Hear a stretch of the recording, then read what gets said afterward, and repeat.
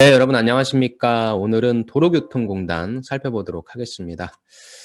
도로교통공단 오늘 시점으로 봤을 때 3 일밖에 남지 않았어요. 근데 생각보다 많은 분들이 작성해 주신 것 같지는 않습니다. 이제 또 마감 때가 되면 여러분들이 막 작성하시겠죠. 예상했던 것처럼 일반 행정이 1038 명으로 제일 많은 것 같고요. 나머지 것들, 나머지 직무들도 사실 요렇게만 지원해 주시면 참 좋을 텐데 저는 보면서 '야, 나 요 아나운서 한번 해 보고 싶다. 교통교육 한번 해 보고 싶다.' 그런 생각이 좀 들더라고요.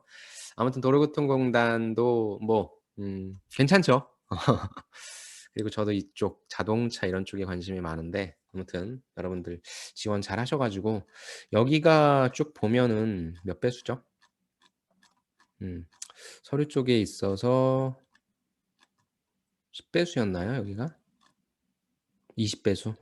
20 배수면은 뭐 다 들어가는 것처럼 보일 수도 있지만 사실상 뽑는 인원 자체 모수가 많지는 않기 때문에 여러분들이 서류 잘 쓰시는 게 좀 필요할 것 같습니다.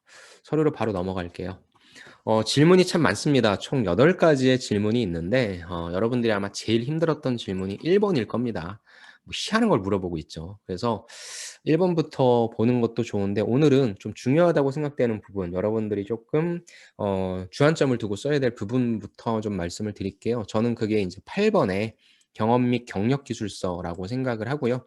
이 부분은 얼마 전에 제가 했었던 뭐 제 유튜브에 올리진 않았지만 제가 직업 방송에 나가서 국민건강보험공단 그거를 찍었거든요. 거기에 1 번이 바로 경험 및 경력 기술서죠.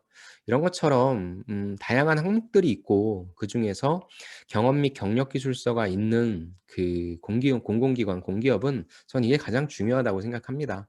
결국에는 직무 역량 위주로 보는 부분이기 때문에 이게 가장 중요한 것이고 경험과 경력이 없는 분들도 있잖아요. 그런 분들을 위해서 뭐 다양한 항목들을 좀 만들어 놓은 거니까 어찌 됐건 여기에서 제일 중요한 항목은 저는 8 번이다라고 생각합니다. 천자인해입니다. 어떻게 쓸까요? 저는 여기에다가는 뭐 하나를 되게 디테일하게 쓴다라기보다는 여러분들이 갖고 있는 내용들을 최대한 다 끌어 모아서 "이런 것들을 했습니다."라고 보여주는 그러한 전략이 좀 좋을 것 같아요. 그래서 지원서에 작성한 내용 하나하나의 어떤 뭐 단일적인 내용, 개별적인 내용을 적으셨을 거잖아요. 그래서 그런 것들을 쪼끔 구체화시키는 고런 작업이다라고 봐 주시면 좋을 것 같아요. 제가 그래서 한번 예를 적어 봤습니다. 아까도 말씀드린 것처럼 제가 이쪽이 아나운서로 가요. 그래서 뭐 도로, 교통 상황 뭐 그런 것들에 대해 좀 전해 준다라고 한다면 '이거에 관련된 나의 경험은 뭐가 있을까?'라고 생각했을 때 저는 요거 방송국에서 일했던 거, 방송국에서의 경험을 쓸 것 같아요. 그래서 요런 식으로 쓸 겁니다 저는. 그래서 1 번 해서 한국직업방송 취업 전문 패널 출연. 그래서 기간이 나오겠죠. 2017 년도 5 월부터 제가 직업방송을 나갔거든요. 그때부터 현재까지 산업인력공단 주관의 한국직업방송에서 무엇으로 취업 전문 패널로 참여해서 뭐 했는데 방송, 생방송도 나는 해 봤고 녹화 방송도 나는 해 봤고 이렇듯 다양한 방송 환경을 접하며 그다음에 제일 중요한 게 뭐예요?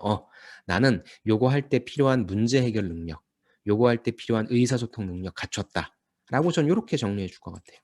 이와 같은 식으로 여러분들이 언제 어디에서 무엇을 하시면서 결국에 제일 중요한 게 뭐예요? 어떤 역량을 갖추셨는지 나열식으로 설명해 주시면 괜찮을 것 같습니다. 그래서 요런 내용들을 여러분들이 그 갖고 계신 소재를 쪼끔 계산하셔서 몇 개 정도를 내가 여기다가 뿌릴 것인가를 생각해 주시면 좋을 것 같고 만약에 제가 처음에 하나만 디테일하게 쓰는 건 아니라고 했지만 뭐 그거밖에 없으신 분은 뭐 그러면은 내가 요런 어떤 방송, 요건 어떤 방송, 다양한 방송 환경에서 내가 어떤 프로를 진행하면서 뭐 어떤 문제가 생겨서 그걸 해결했고 어떻게 의사소통했는지 등 디테일하게 쓸 수 있는 부분들을 여러분들이 이렇게 조금씩 액션 부분을 쓸 수 있으니까 일단은 저는 이 틀로써 아니면 요거를 쪼끔 더 디테일하게 가는 방식으로서 작성해 주시면 좋을 것 같습니다. 다음 7번 갈게요. 지원자께서는 자신에게 필요한 정보를 어떻게 입수하고 관리합니까? 뭘 어떻게 입수하고 관리해? 다 컴퓨터에 저장하고 핸드폰에 저장하지. 아니면 메모 작성하는 건데 참 어렵죠. 그래서 뭔가 좀 없어 보이는 게 없는 내용을 있어 보이는 것처럼 작성해야 돼서 좀 어려울 것 같은데 그냥 뭐 무시하시고요. 제가 드리는 그 툴대로 좀 작성해 주시면 좋을 것 같아요. 결국 여기에서는 정보 능력을 보는 것 같고요. 정보 능력이라 하면 '넌 어떻게 분석하니?' 그걸 어떻게 관리하고 처리하니 요 부분일 것 같습니다. 그래서 여기에서 여러분들이 소재를 갖고 가실 건 뭐냐면 근거 자료로 데이터가 필요로 되는 과제 있잖아요. 예를 들어서 뭐 설문조사가 필요해요. 예를 들어서 어떤 뎁스 있는 자료 조사 이런 것들이 필요해요. 그런 것들 없을까? 그래서 뭐 논문을 쓰셨던 분들은 논문 작성 뭐 이런 것들이 제일 괜찮겠죠. 그래서 이러한 데이터가 필요로 되는 과제나 팀 프로젝트를 한 경험을 서술해 주시는 게 그런 소재를 떠올려 주시면 좋고요. 구조는 이렇게 써 보시죠. 첫 번째, 나는 어떻게 자료, 데이터를 입수를 한다. 그러면 그 이유가 무엇이다라고 하는 게 이제 좀 나오면 좋을 것 같아요. 뭐 나는 예를 들어서 어떤 걸 받게 되면은 깊이 있는 자료를 찾으려고 한다. 그 이유는 무엇이다.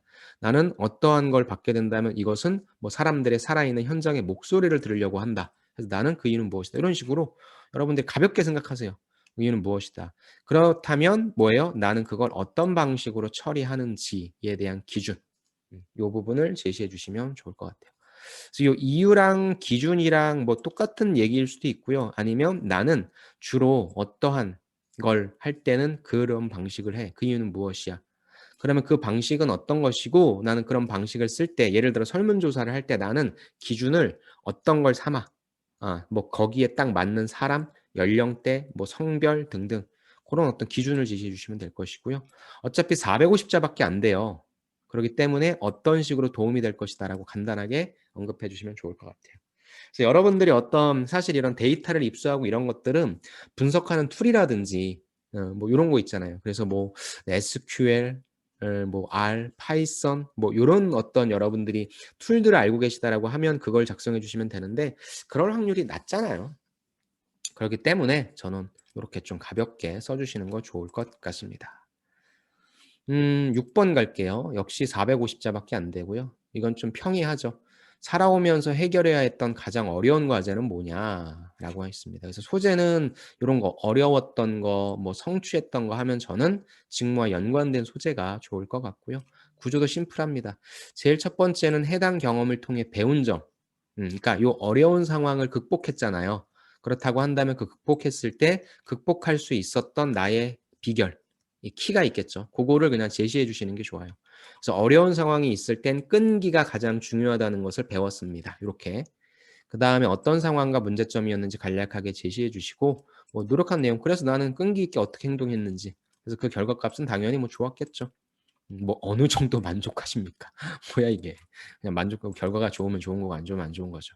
좋습니다. 저 결코 길게 쓸 수가 없는 항목이니까 간단하게 요렇게 써 주시면 좋을 것 같고요. 5번 갑시다. 지금까지 자신이 다른 사람에게 설명해야 했던 가장 복잡하거나 어려웠던 아이디어 이런 것들 무엇이냐. 의사소통 능력을 묻고 있는 겁니다. 구조 바로 가시죠. 무엇을 배울 수 있었던 경험 역시 다른 사람한테 이런 걸 설명해야 되는데 요런 때는 뭐가 되게 중요하구나. 공감이 되게 중요하구나. 아니면 어떤 강한 설득력이 필요하구나. 등등 뭐 그런 게 있겠죠. 어떤 구체적인 데이터 정보가 필요하구나. 그런 것처럼 행동의 키를 제시해 주시면 되고 어떤 상황과 이슈였는지 간략하게 그다음에 나는 요런 방법 여기에 키를 제시한 요 방법을 구체적으로 난 설득하기 위해서 어떻게 했다, 어떻게 했다. 글자 수가 허용하는 한도 내에서 구체적으로 써 주시고 그 결과 좋았다. 그래서 그를 통해 뭘 배웠다는 걸 제일 위에 써 주는 거니까 요 구조로 딱 써 주시면 되겠네요. 4번 가겠습니다. 4번은 귀하는 자신의 변화와 혁신을 위해 스스로 하고 있는 것에 대해서 기술해 주십시오. 자기 계발 능력이죠. 자기 계발 능력. 그래서 직무 역량 중에 어차피 다른 내용들을 많이 쓸 수 있으니까 저는 여기다가 다른 것보다도 태도나 인성이라고 하는 거 있잖아요. 자질이라고 하는 부분. 그러니까 내 스스로를 변화시키고 혁신한다라고 하는 것은 여러분들이 어떤 행동을 한다라고 하는 결과값도 보여줄 수 있지만 사실 그런 행동을 하게 된 동기부여 그런 어떤 원인도 있잖아요. 그런 원인이 저는 태도나 인성, 가치관이라 생각하거든요. 그래서 뭐 그런 부분으로 작성해 주시면 좋을 것 같아요. 구조는 해당 경험을 통해 배운 점 제시 포부인데 저는 예를 들어서 나는 어떤 배려를 해야 된다. 늘 상대방을 배려하기 위해 노력하고 있다라고 한다면 이 배려를 통해서 앞으로 어떻게 하겠다라고 하는 뭐 그런 어떤 간단한 포부 이렇게 제시해 주시면 되고요. 상황과 이슈 제기해 주시고 내가 배려했던 내용, 배려했을 때 그 결과값. 그래서 그렇게 배려하면 참 좋다는 거 알았고 배려를 통해서 이 직무 잘할래. 라는 간단한 포부 이렇게 제시해 주라고 하는 부분입니다. 다음 3번. 시키는 일의 범위를 넘어서 적극적으로 도전했다. 제가 아까 말씀드렸지만 적극적으로 한 거, 어려움 극복한 거 이런 것들은 다 뭐다? 저는 직무에 관련된 거다라고 써주는 게 좋을 것 같아요.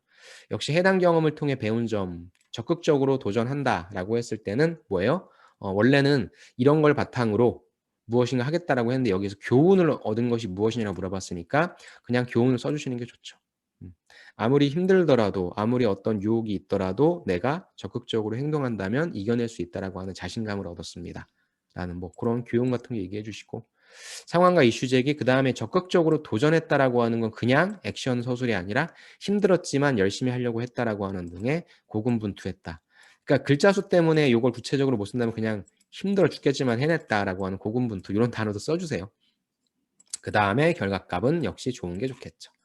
다음 2번 갑시다. 다른 사람을 배려하는 마음이 어느 정도라고 생각하는지.